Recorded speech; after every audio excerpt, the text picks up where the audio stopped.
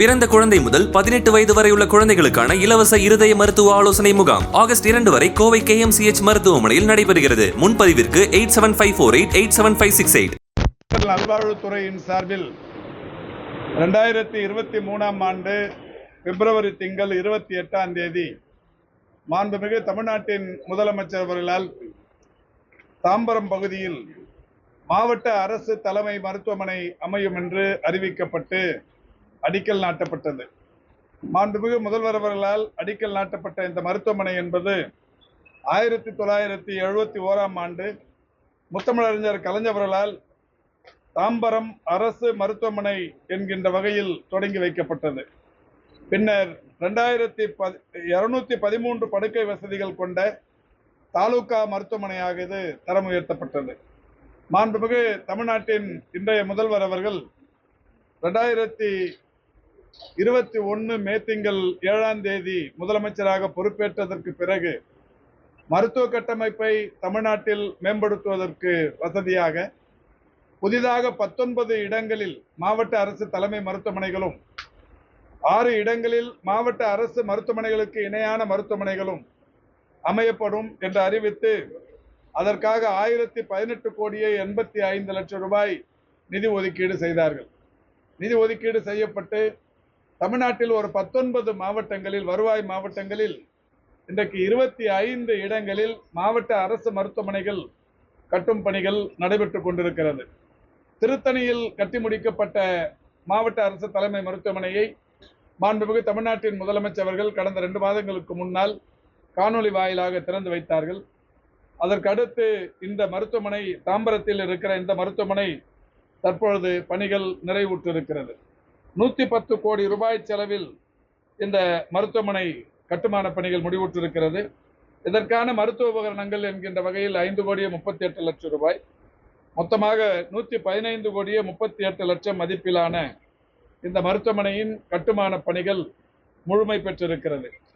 இந்த மருத்துவமனை 213 படுக்கைகள் கொண்ட இந்த மருத்துவமனை தற்போது 400 படுக்கைகள் கொண்ட மருத்துவமனையாக தரம் உயர்த்தப்பட்டிருக்கிறது. இதில் 6 அறுவை சிகிச்சை அரங்குகள் அமையப்பெறவிருக்கிறது. தரைத்தளம் மற்றும் 6 தளங்களுடன் கொண்ட இந்த மருத்துவமனையில் ஏறத்தாழ அனைத்து வசதிகளும் கொண்ட மருத்துவமனையாக இது அமையவிருக்கிறது. 2,27,320 சதுரடி பரப்பில் கட்டி முடிக்கப்பட்ட இந்த மருத்துவமனையில் தரைதளத்தில் புறநோயாளிகள் பிரிவு கட்டிடம், விபத்து மற்றும் ரேடியோ கண்டறிதல், அதேபோல் புளூரோஸ்கோபி, எக்ஸ்ரே, நோயாளிகள் வகைப்படுத்த ட்ரையேஜ் போன்ற பல்வேறு வசதிகள் தரைதளத்திலும், முதல் தளத்தில் புறநோயாளிகள் பிரிவு 11 அறைகள், அவசரகால அறுவை சிகிச்சை வார்டு 10 அறைகள், படுக்கை வசதிகள் என்று பல்வேறு வசதிகள் முதல் தளத்தில். 2ஆம் தளத்தில் தொழிலாளர் வார்டு, அவசரகால அறுவை சிகிச்சை வார்டு போன்ற பல்வேறு வசதிகள் 2ஆம் தளத்திலும், 3ஆம் தளத்தில் 72 படுக்கைகள் டயாலிசிஸ் வார்டு என்கின்ற வகையில், இரத்த வங்கி என்கின்ற வகையில் 3ஆம் தளத்திலும், 4ஆம் தளத்தில் 60 வார்டுகள் என்று இந்த 400 படுக்கைகள் ஒவ்வொரு தளத்திலும் பிரிக்கப்பட்டு அவைகள் அமைக்கப்படவிருக்கிறது. 5ஆம் தளத்தை பொறுத்தவரை 4 அறுவை சிகிச்சை அரங்குகள், அதோடு மட்டுமல்ல ICU படுக்கைகள் ஒரு 15, HDU படுக்கைகள் 12 என்கின்ற வகையில் ஒரு 40 படுக்கை வசதிகள் கொண்ட ஒரு ICU வசதி 5ஆம் தளத்தில் அமையவிருக்கிறது. 6ஆம் தளத்தில் 107 படுக்கைகள், மருத்துவர் அறை, செவிலியர் அறை, லைன் ஸ்டோர், தேர்வு அறை போன்ற பல்வேறு வசதிகள் அங்கே அமையப்பெறவிருக்கிறது. இவைகளையும் கடந்து சமையலறை, சலவையகம், நிர்வாக பிரிவு கட்டிடம், பிணவரை கட்டிடம் என்று பல்வேறு வசதிகளுடன் கூடிய கட்டிடமாக இது அமைந்திருக்கிறது. இந்த கட்டிடத்தோடு பக்கத்தில் இன்னொரு கட்டிடமும் அன்றைக்கே பயன்பாட்டுக்கு வரவிருக்கிறது. அதை பொறுத்தவரை இந்த மருத்துவமனையின் துணை கட்டிடமாக பல்வேறு வசதிகளை அதிலும் விரிவாக்கம் செய்வதற்குரிய நடவடிக்கைகள் செய்யப்படவிருக்கிறது. இந்த வகையில் இந்த கட்டிடமும் பக்கத்தில் ஏற்கனவே குரோம்பேட்டையில் இந்த மருத்துவமனை இங்கிருந்து ஒரு அரை கிலோமீட்டருக்கு பக்கத்தில் ஒரு மருத்துவமனையாக ஏற்கனவே செயல்பட்டு வருகிறது. அது நம்முடைய பல்லவபுரம் சட்டமன்ற தொகுதிக்குட்பட்ட இடத்தில் அந்த மருத்துவமனை செயல்பட்டு வருகிறது. மழைக்காலங்களில் மிகப்பெரிய அளவில் மக்கள் பாதிப்புக்குள்ளாகிற சூழலில் நம்முடைய மாண்புமிகு மாவட்டத்தின் அமைச்சர் மரியாதைக்குரிய தாமு அன்பரசன் அவர்களும், சட்டமன்ற உறுப்பினர் பல்லாவரம் பெருமதிப்பிற்குரிய ஈகா அவர்களும், தாம்பரம் தொகுதியின் சட்டமன்ற உறுப்பினர் மரியாதைக்குரிய திரு ராஜா அவர்களும் மாண்புமிகு நம்முடைய மாண்புமிகு தமிழ்நாட்டின் முதலமைச்சரிடத்தில் கோரிக்கை வைத்து மாவட்ட அரசு தலைமை மருத்துவமனை வேண்டும் என்கின்ற வகையிலான அந்த கோரிக்கையை மாண்புமிகு முதல்வர் அவர்கள் ஏற்று இன்றைக்கு 115 கோடியே 38 லட்சம் ரூபாய் மதிப்பீட்டில் ஒரு மிகப்பெரிய மருத்துவமனை ஒன்று அமைந்திருக்கிறது. இது தாம்பரம் மட்டுமல்ல, இங்கே சுற்று வட்டாரத்தில் இருக்கிற ஒட்டுமொத்த மக்களுக்கும் மிகப்பெரிய அளவில் பயனளிக்கக்கூடியதாகவும்6 சேவை ஆற்றக்கூடிய வசதிகளை கொண்டதாகவும் இருக்கும். அதே நேரத்தில் ஏற்கனவே இருக்கிற அந்த மருத்துவமனையில் தற்போது ஒரு 6 கோடியே 80 லட்சம் மதிப்பீட்டில் ஒரு பல் மருத்துவ பிரிவு கட்டிடம் ஒன்று கட்டி முடிக்கப்பட்டிருக்கிறது. அதில் 6 கோடியே 80 லட்சம் மதிப்பீட்டில் கட்டப்பட்ட அந்த கட்டிடத்தில் தற்போது ஒரு 30 லட்சம் ரூபாய் மதிப்பீட்டிலான அது மருத்துவ உபகரணங்கள் அமையும் பணி நடைபெற்றுக் கொண்டிருக்கிறது. அந்த கட்டடமும் ஏறத்தாழ 7 கோடியே 10 லட்சம் மதிப்பிலான அந்த கட்டிடத்தையும் மாண்புமிகு முதல்வர் அவர்கள் இங்கிருந்து திறந்து வைக்கிறார்கள். அதே கட்டிடத்தில் தற்போது ஒரு 1 கோடி ரூபாய் செலவில் ஒரு ஆய்வக கட்டிடம் ஒன்றும் கட்டி முடிக்கப்பட்டிருக்கிறது. ஒருங்கிணைந்த ஆய்வக கட்டிடம். அந்த கட்டிடத்தையும் மாண்புமிகு முதல்வர் அவர்கள் திறந்து வைக்கவிருக்கிறார்கள்.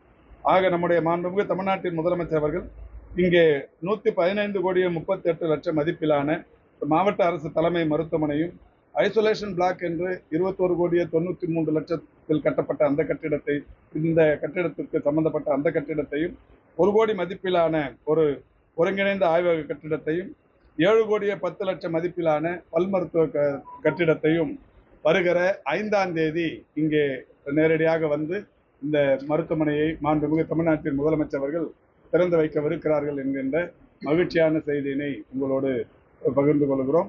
மாண்புமிகு சிறு குறு நடுத்தர தொழில்கள் துறையின் அமைச்சர் அவர்களும் நானும், சட்டமன்ற உறுப்பினர்கள் தாம்பரம் மற்றும் பல்லாவரம் துறையின் செயலாளர், வணக்கத்திற்குரிய மேயர், மாவட்ட ஆட்சித்தலைவர், துணை மேயர் உள்ளிட்ட அனைவரும் வந்து இப்போது பார்த்திருக்கிறோம். இந்த மருத்துவமனையை பொறுத்தவரை மிக பிரம்மாண்டமாக அமைந்திருக்கிறது.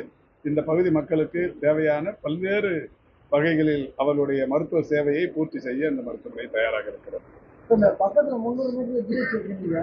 மருத்துவம் எப்படி பாக்குறாங்க பாத்தீங்க, செக் பண்ணி பாருங்க. என்னங்க பக்கத்துல ஜிஹெச் இருக்கு சார். நீங்க நேரடியா போய் பாருங்க மருத்துவம் எப்படி பாக்குறாங்க. ஒரு வாரம் நான் இருந்தேன் சார். ஒரு டாக்டர் வந்து நேரடியா பாக்குறேன். அட்மிட் ஆயிருந்தேன். டாக்டர் வர மாட்டாங்க சார். சரி, ஒரு புகார் கொடுங்க. எந்த டாக்டர் வரல, எந்த வார்டுல நீங்க அட்மிட் ஆயிருந்தீங்கன்னு நடவடிக்கை. பக்கத்துல டாக்டர் வரவே இல்லை. அதே டாக்டர் பிரைவேட்ல போனா ஈஸியா பார்க்க வேண்டியதா இருக்கு. சரி, பிரைவேட்ல அதாவது நீங்க தனியார் மருத்துவமனையின் தூதரா பத்திரிகையாளரா இருக்கீங்க. இல்லங்க, நீங்க உங்க நோக்கம் என்ன அது கரெக்டா சொல்லுங்க. இல்ல அது சொல்லுங்க. உங்களுக்கு ட்ரீட்மெண்ட் என்ன வேணும் அது பண்ணல அது சொல்லுங்க. புகார் சொல்றதுக்கு உங்களுக்கு உரிமை இருக்கு. இதை விட தனியார் மருத்துவமனைக்கு போலான்னு சொல்றது அது அந்த நோக்கமா உங்களுக்கு. சரி, வேற எதுவும் இந்த மருத்துவமனையை பொறுத்த வரைக்கும் கூடுதலாக மருத்துவர்கள் இல்ல. இப்ப ஏற்கனவே இந்த மருத்துவமனையில 30 மருத்துவர்கள் இருக்கிறாங்க. இந்த மருத்துவமனையின் தேவைக்கேற்ப மருத்துவர்கள் நியமிக்கப்படுவார்கள். அது மட்டும் இல்ல, இந்த மருத்துவமனைக்கு தேவையான இந்த தூய்மை பணியாளர்கள், இந்த செக்யூரிட்டி காவல் அந்த பணியாளர்கள்லாம் தற்காலிக பணியிடங்கள் உடனடியாக நிரப்பப்படும். அதையும் தாண்டி இப்போ படுக்கைகள் அதிகரித்திருக்கிற காரணத்தினால் ஒரு விதிமுறைகள் இருக்கு. இத்தனை படுக்கைக்கு இத்தனை பணியாளர்கள் வேணும்னு. அந்த சூழ்நிலையும் அதையும் மாண்புமிகு முதல்வருடைய வழிகாட்டுதலை பெற்று இது திறந்த உடனே படிப்படியா ஒவ்வொரு சேவையாக அதிகரித்துக் கொண்டே இருப்போம். அங்கே பல் மருத்துவமனை திறக்கதா சொல்லிருக்கீங்க. வருகிற மழை காலம் இருக்கு. அந்த பகுதியில இருந்து ஏற்கனவே அந்த மருத்துவமனையை பொறுத்த வரைக்கும் கட்டும் போது நானும் போய் பார்த்தேன். அதுக்கப்புறம் 2 தடவை பார்த்திருக்கிறேன். ஹைட் பண்ணி கட்டி இருக்கு. மழை வந்தாலும் தாங்குற அளவுக்கு இப்ப அது வழியெல்லாம் சரி பண்ணி கொடுத்துருவாங்க. இப்ப அது ஒரு இன்டகிரேட்டட் லெபரட்டரியும் ஒன்று திறக்க போறோம். இப்போ இதுவுமே திறக்க போறோம். இது எல்லாமே அந்த மழை காலத்துல போறதுக்குள்ள இந்த ஆக்சஸ் வந்து சரி பண்ணிட்டு தான் மருத்துவமனை மகப்பேறு மருத்துவமனையா கட்டப்பட்டது. மாற்றி பல் மருத்துவம் மாட்டீங்க. இங்க தனியாக மகப்பேறு இங்க வந்துருது இல்லை. இங்க 400 பெட்ல மகப்பேறுமே வந்து